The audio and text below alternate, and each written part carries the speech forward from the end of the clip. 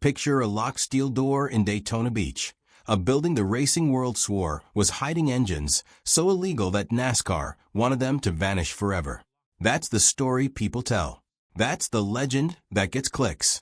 But when the doors of that garage actually opened after the man behind it was gone, nobody found a secret vault of outlaw technology guarded by conspiracy. They found something stranger and far more human, a lifetime of genius scattered across folding tables, sitting right next to $5 hammers.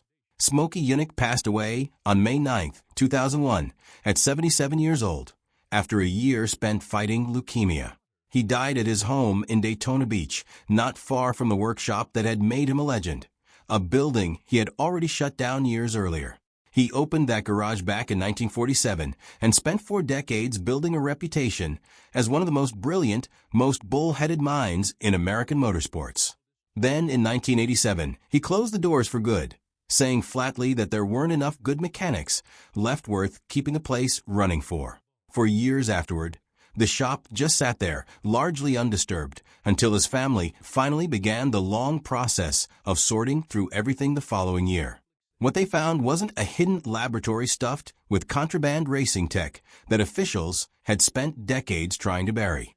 It looked more like exactly what it was, a working craftsman's shop, frozen mid-project, filled with the ordinary debris of a life spent building things. During Speed Weeks in February of 2002, Smokey's widow, Marge Yunick, opened it all up to the public. Cheap fender hammers worth $5 sat next to boxes of used race parts going for $20. There were piles of hubcaps, stacks of old exhaust pipes, a vintage GMC dealership sign from the 1950s that still worked, and Smokey's own battered typewriter. And tucked into that pile of ordinary junk sat one hand-built engine with a claim attached to it that sounded almost absurd, 80 miles per gallon, asking price $20,000. Marge had a way of putting the whole scene into perspective. She described it as being like a junkyard, just a first-class one. She also made it clear this was exactly how Smokey wanted it to end. He didn't want his tools sealed behind glass in some museum where nobody could touch them. He wanted them back in the hands of people who would actually use them, fans who would treasure a piece of his work rather than admire it from behind a velvet rope. That wish tracked with who he'd always been. Smokey had spent his whole career pulling broken-down machines back from the scrap heap and making them work again. By every account from his family, he had zero interest in his life's work being hoarded by wealthy collectors or turned into some untouchable shrine. The money raised from the sale went toward a foundation built to support innovation in motorsports, which felt fitting, since experimentation was the entire engine of his career. His daughter, Trish Yunick Brown, later said that while plenty of people wanted to walk away with a physical souvenir, what she held onto was something no auction could touch: his stories. Her husband, Chris Brown, had a nickname for him that racing fans immediately recognized: NASCAR's wildest cheater. It wasn't an insult. It was a description of a man who had an uncanny gift for finding the gray areas nobody else had noticed. Areas so effective that the sport had no choice but to rewrite its own rulebook around him. And that's really the whole story in miniature. Instead of a covert seizure or a midnight raid by suspicious officials, the big reveal of the best damn garage in town was a public yard sale where anyone with cash in their pocket could walk out with a piece of racing history, ordinary or extraordinary. Because sitting among the hammers and hubcaps were engines that weren't leftovers at all. They were prototypes that Detroit's own engineers had tested, verified as legitimate, and then walked away from anyway. The one advertised at 80 miles per gallon was just the headline act. What survived in that garage, and what stayed with the family afterward, proved that Smokey had solved a problem the biggest names in the auto industry had simply given up on. That breakthrough is usually called the hot vapor cycle, and is the single most jaw-dropping thing that came out of that building. Modern engines lean on computers to manage the air-fuel mixture down to a science. Smokey didn't have that luxury, and he didn't want it. He took a Pontiac Fiero's 2.5-liter Iron Duke 4-cylinder, an engine that in stock form made about 90 horsepower and got roughly 35 miles per gallon on the highway, and turned it into something that shouldn't have been possible with a carburetor. His version made 250 horsepower and 250 pound-feet of torque, dropped the 0 to 60 time down to around 6.5 seconds, and still managed 51 miles per gallon running on 93 octane pump gas. The trick behind it is called adiabatic combustion.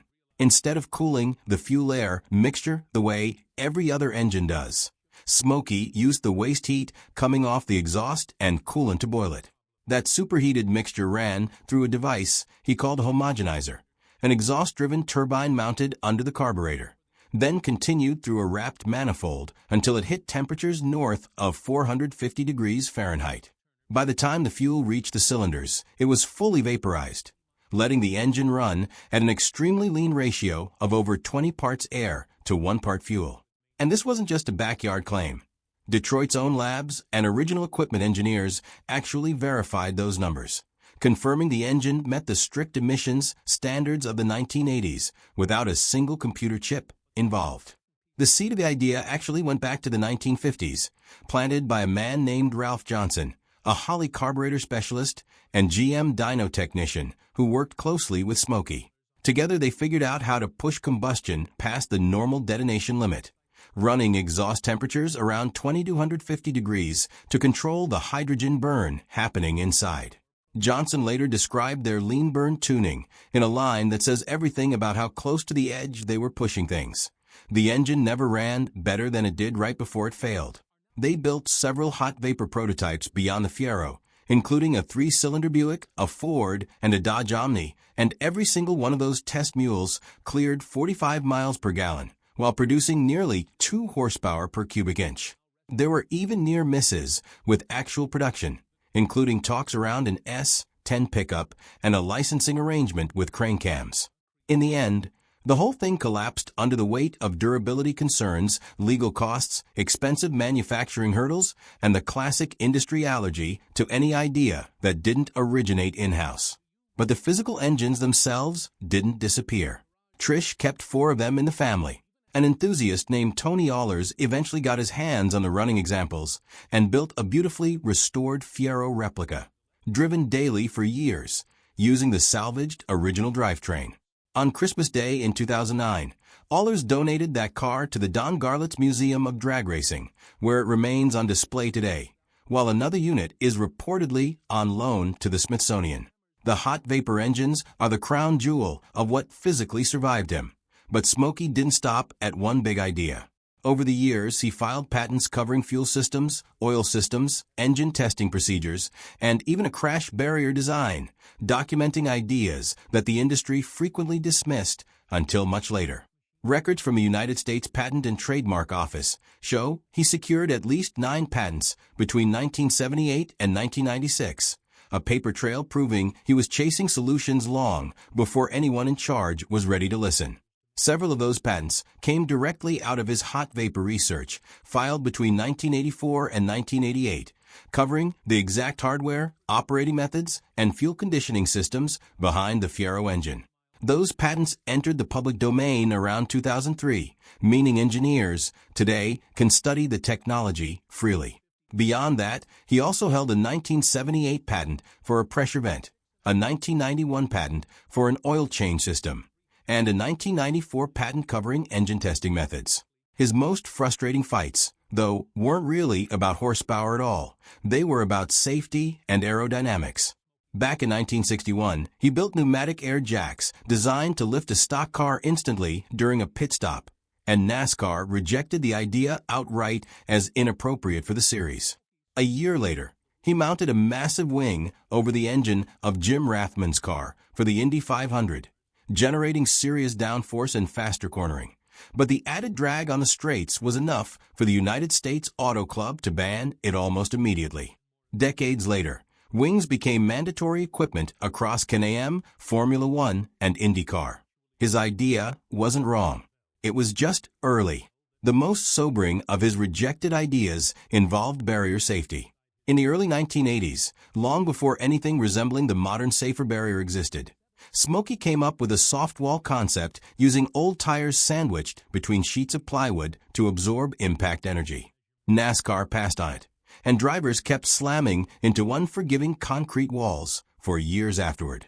He eventually turned the concept into an official patent in 1996, laying out a racetrack design built around a novel crash barrier. It's hard not to wonder how many injuries could have been avoided if that idea had been taken seriously the moment he proposed it instead of decades later. Nowhere is his pattern of outsmarting the rulebook clearer than in the case of his so-called 7/8 scale Chevelle, a car surrounded by decades of myth. The popular story claims Smokey literally built a scaled-down car, shrunk down to 7/8 of its normal size to cheat the wind. The measurements alone kill that theory. A true 7/8 scale car would have been nearly 10 inches narrower, over 2 feet shorter, and sitting on a 100-inch wheelbase. Differences so obvious that anyone walking past it in the garage would have spotted it instantly. What actually existed were three 1966 body Chevelles, sometimes mistakenly labeled as 1967 models, built on serious developmental groundwork from Chevrolet's own engineering team before Smokey put his finishing touches on them. His real modifications were subtle aerodynamic shifts, not a wholesale resizing. He shifted the body about 2 inches backward on the chassis to rebalance weight, smoothed and raised the floor pan to control airflow underneath, quietly lowered the roofline and window height, raked the windshield back, and reshaped the fenders and drip rails. He even reworked the front bumper to act as a discrete aerodynamic spoiler. The sheet metal was still essentially stock. The geometry underneath it was sculpted to slice through the air, and at speeds north of 180 miles per hour, those tiny changes made a massive difference. When NASCAR inspectors eventually noticed something was off, they scrambled to build their first inspection templates using a wrecked Chevelle driven by Bobby Johns as their reference point. The whole ordeal created enough chaos during inspection that NASCAR permanently mandated standardized roof, hood, and trunk templates for every car in the field going forward. And the engineering absolutely worked. Driving one of these modified cars, Curtis Turner became the first driver ever to qualify at over 180 miles per hour at Daytona. Smokey himself denied the pure scale model rumor directly, both in a 1987 Circle Track magazine interview and later in his own autobiography, insisting his changes were far more calculated than the legend gives him credit for. That was simply how he operated. He also famously stretched fuel capacity limits by running 11 feet of 2-inch fuel line coiled up inside the car, adding roughly 5 extra gallons of usable fuel without technically exceeding tank size rules. Stories still circulate about offset chassis setups and cars mysteriously running dry the moment inspectors turned their backs. Smokey's own justification for all of it was blunt. He figured everyone else around him was cheating at least 10 times worse. So what he did was just self-defense. All of that public mischief and private genius eventually found its way into words. Near the end of his life, as leukemia closed in, Smokey finished an autobiography that ran over 1,100 pages, revealing a man who felt both triumphant about what he'd built and pushed out by the sport he loved. Titled Best Damn Garage in Town, it was self-published posthumously around 2001 through Carbon Press with help from his family. Released as a massive 3-volume boxed set containing more than 400 photographs. The set covered his personal life, his stock car career, and his Indy 500 entries and inventions, and the audiobook version was narrated by none other than John DeLorean. Those pages lay out the real tragedy that eventually drove him away from stock car racing entirely. In 1964, his close friend Fireball Roberts crashed and burned at Charlotte, dying 40 days later from his injuries. The loss sent Smokey into an aggressive push for better safety standards, especially around fuel cells. When NASCAR founder Bill France Sr. kept overruling his proposals, Smokey walked away from the organization around 1970. The book also digs into his military service, and here the record gets genuinely complicated. Smokey always claimed he flew more than 50 missions aboard a B-17 bomber. National Archives records tell a slightly different story. He was drafted in 1943 as a welder and served on active duty from 1944 to 1946. What those same records do confirm is that he reached the rank of second lieutenant and earned an Air Medal while serving with the 15th Air Force. So whatever the exact nature of his duty, it was clearly distinguished. His racing resume needs no embellishment at all. He's credited with 57 Cup Series wins, 2 championships as an owner and crew chief, and a 1960 Indy 500 victory as a master mechanic. He was also the first car owner to win back-to-back Daytona 500s, taking the checkered flag in both 1961 and 1962. He was eventually inducted into more than 30 different halls of fame, including the inaugural class of the International Motorsports Hall of Fame in 1990 and the Motorsports Hall of Fame of America in 2000. The building itself didn't get a fairy tale ending. The property sold in 2003. Most of the structures came down over the following years, and the last remaining piece of the original garage burned down in a fire on April 25, 2011. But by then, everything that actually mattered had already scattered out into the world where it belonged. Tony Allers's hot vapor Fiero still sits inside the Don Garlits Museum, donated that Christmas in 2009. Trish still holds 4 of the original prototype engines. A private collector owns the hot vapor Dodge Horizon, complete with a signed bill of sale, while Allers still keeps original tools from the shop, including a literal garage door. Another prototype engine is reportedly on long-term loan at the Smithsonian. What endures isn't the concrete and steel of a building that no longer exists.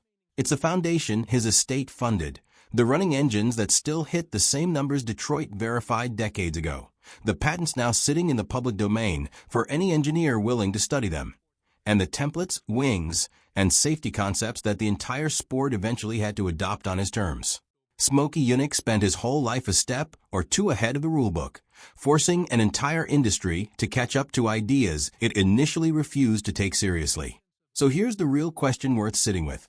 Knowing that his hot vapor engine is still on public display hitting its original numbers, and that his patents are sitting freely available for anyone to study, what part of his unfinished work do you wish the industry had actually followed through on?